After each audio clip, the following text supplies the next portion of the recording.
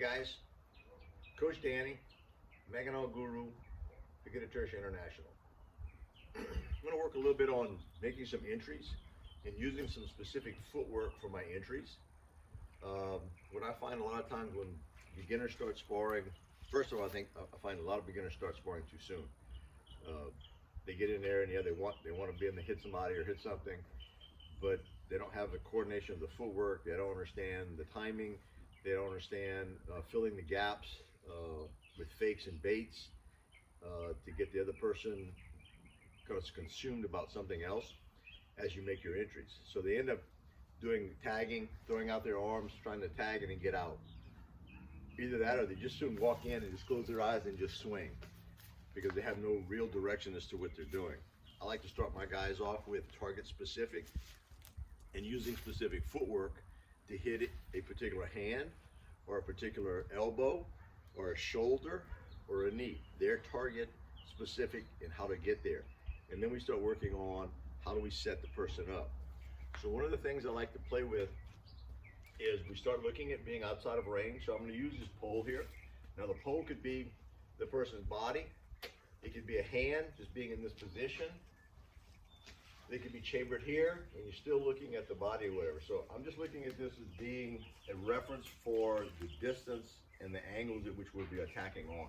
So again, it could be his hand, it could be his elbow, it could be his shoulder, it could be his body. I want to be able to be weapon side forward where I can reach out and touch. And even though I'm casting a little bit, I can still touch them. So I have that sort of measure. And then I want to take a step back. Now again, that could be his hand with his own weapon coming forward. That's a target piece that I can hit. So if that's his hand, I'm outside of range of his body. From that position, I want to take a step back, a little step drag. So there's no way in the world I can hit him. There's no way in the world he can hit me without broaching that distance. So we're going to walk through this. What I'm going to do is I'm going to switch my feet and step off on a reverse triangle and throw a one. And I'm throwing my weapon down the center line, but I've actually moved off of the center. So if I get over here on the side and look at the pole here, when I take off and I step off, I'm off past the side, but I'm still throwing that down the center. So I want to be attacking into the center line with my weapon. So I throw it across the center. From that position, he thinks I'm going in this direction, but I actually want to go in the other direction. So I'm just outside, and I can't hit his hand or his body or any part of his body. And then I'm going to take off again, reverse triangle going in the other direction. Now I'm close enough to where I can maybe hit his hand, but I can't hit his body. But his hand is gone. From here, I'm going to do what we call an in footwork or just a swing step. I'm going to swing step around. And now you can notice how deep I can get. If that was his hand, I'd probably be at his shoulder or his elbow on the opposite side of his body. So the big thing I want you to see here is I fill the gap, switch my feet, getting closer to him as I fill the gap, but still being outside of range for him. And then this is the one that I really want.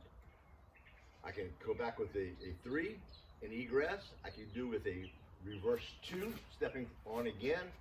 I'm going to do a three as an egress. So I'm just outside of range. When I turn, notice how far back my weapon goes past the pole. So now if that's his body, I can hit his body, or I can hit his knee, or I can hit his elbow as I get out.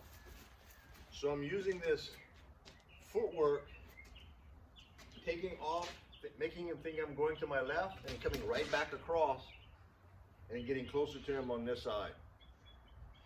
He still thinks he's free and he's good, but as soon as I do this, boom, I can take him and I can egress and I'm going on the other side. So I'm filling the gap with the one, filling the gap with a horizontal two, three as I get out. Now I could do something else if I wanted. I could fill the gap with a broken two, come back with a four. And a lot of times that's really effective because they don't expect it to come from that other angle. So I do that broken two on the backside of his hand, and he's coming back with this two, and I come back with a four underneath his hand. Again, from that position, I swing back around. I can take his head, his elbow, shoulder, and I'm off and egressing going somewhere else.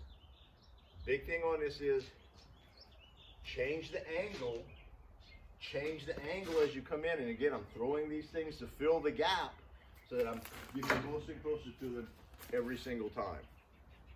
Give that a try, see how you like it.